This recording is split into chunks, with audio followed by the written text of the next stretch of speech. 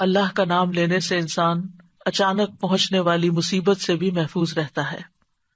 عثمان بن عفان کہتے ہیں، میں نے رسول اللہ صلی اللہ علیہ وسلم سے سنا، آپ فرماتے تھے، جس نے شام کو 3 بار یہ دعا پڑھ لی اسے صبح تک کوئی اچانک مصیبت نہیں آئے گی، کوئی اچانک مصیبت نہیں آئے گی۔ یعنی اس کا مطلب نہیں کہ دوسری آ جائے گی، یعنی ایک دم کسی قسم کی پریشانی اس کو لاحق نہیں ہوگی۔ اور وہ دعا ہے، بسم اللہ الذی لا یضر مع اسمہ شیء فی الارض ولا فی السماء وہو السمیع العلیم۔ اللہ کے نام سے، وہ ذات کہ اس کے نام سے کوئی چیز زمین میں ہو یا آسمان میں نقصان نہیں دے سکتی، اور وہ خوب سنتا ہے اور خوب جانتا ہے۔ اور جس نے صبح کے وقت یہ دعا پڑھ لی اسے شام تک کوئی اچانک مصیبت نہیں آئے گی، اور جب شام کو کوئی پڑھ لے تو صبح تک اس کو پریشانی نہیں ہوگی۔ اسی طرح اگر انسان بسم اللہ نہیں پڑھتا تو یاد رکھیے کہ بسم اللہ نہ پڑھنے کا نقصان یہ ہے، ابن عباس کہتے ہیں کہ ابلیس نے اللہ تعالیٰ سے کہا کہ تو نے اپنی ساری مخلوق کا رزق واضح کر دیا ہے، میرا رزق کس میں ہے؟ تو اللہ تعالیٰ نے فرمایا، ہر اس چیز میں جس پر میرا نام نہ لیا جائے۔ تو گویا جس چیز پر ہم اللہ کا نام نہیں لیتے وہ رزق پھر شیطان کے حصے میں چلا جاتا ہے، گویا ہم اپنے دشمن ہی کو فیڈ کرتے ہیں۔ قیامت کے دن بھی اللہ کے نام سے وزنی کوئی چیز نہ ہوگی۔ پھر اسی طرح یعنی اس دعا کے پڑھنے کے مواقع کون کون سے ہیں؟ نمبر 1، ہر کام شروع کرنے سے پہلے، تاکہ اس میں برکت اور مدد حاصل ہو، اس کے اندر قبولیت ہو، ہمیں اخلاص نصیب ہو۔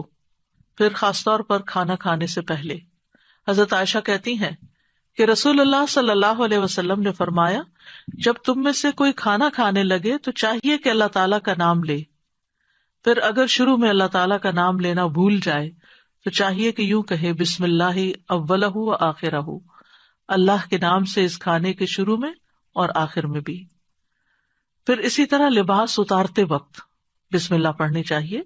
انس رضی اللہ عنہ سے روایت ہے کہ نبی صلی اللہ علیہ وسلم نے فرمایا، جنوں کی آنکھوں اور بنی آدم کی شرمگاہوں کا پردہ یہ ہے کہ جب ان میں سے کوئی اپنے کپڑے اتارے تو بسم اللہ پڑھ لے، یعنی اتارنے سے پہلے پڑھ لے، تو جن اور شیاطین کی نظر نہیں لگتی۔ اسی طرح جب آپ بچوں کو کپڑے تبدیل کروا رہے ہوں تو اس وقت بھی بسم اللہ پڑھ لیں۔ اسی طرح بیت الخلاء جاتے وقت یعنی اندر پاؤں رکھنے سے پہلے بسم اللہ پڑھ کے دروازہ کھولیں۔ حضرت علی رضی اللہ عنہ روایت کرتے ہیں، کہتے ہیں کہ رسول اللہ صلی اللہ علیہ وسلم نے فرمایا، جنوں کی آنکھوں اور بنی آدم کی شرمگاہوں کا پردہ یہ ہے کہ جب ان میں سے کوئی بیت الخلاء جائے تو بسم اللہ پڑھ لے، کیونکہ جب انسان ننگا ہوتا ہے تو حفاظت کے فرشتے اس سے دور چلے جاتے ہیں۔ تو اس وقت حفاظت پھر کس سے حاصل ہوگی؟ جب آپ واش روم میں جانے سے پہلے بسم اللہ پڑھ کے پھر داخل ہوں گے۔ اسی طرح وضو سے پہلے ابو ہریرہ کہتے ہیں کہ رسول اللہ صلی اللہ علیہ وسلم نے فرمایا، لا صلاۃ لمن لا وضوء لہ ولا وضوء لمن لم یذکر اسم اللہ تعالی علیہ، کہ جس کا وضو نہیں اس کی نماز نہیں، اور جو شخص وضو کے شروع میں اللہ تعالیٰ کا نام نہ لے اس کا وضو نہیں۔ اب یہاں پر بعض لوگوں کو یہ پریشانی ہوتی ہے کہ ہم واش روم میں کھڑے ہوتے ہیں، وہیں سنک ہے، وہیں کموڈ ہے، تو پھر ہم بسم اللہ کس طرح پڑھیں؟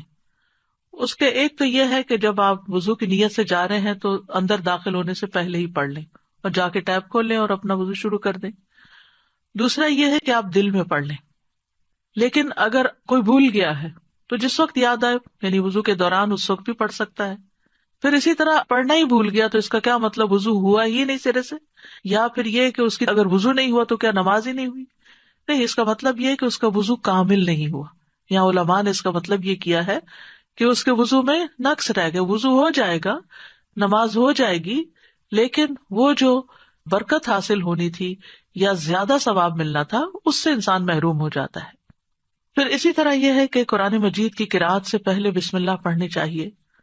قتادہ سے روایت ہے، وہ کہتے ہیں کہ انس رضی اللہ عنہ سے سوال کیا گیا کہ نبی صلی اللہ علیہ وسلم کی قرأت کیسی تھی، تو انہوں نے بیان کیا کہ آپ صلی اللہ علیہ وسلم کھینچ کر پڑھتے تھے، پھر آپ نے بسم اللہ الرحمن الرحیم کو پڑھا، یعنی بسم اللہ الرحمن الرحیم، یعنی مد کے ساتھ پڑھتے تھے، الرحمن کو اور رحیم کو بھی کھینچ کر تلاوت کرتے تھے.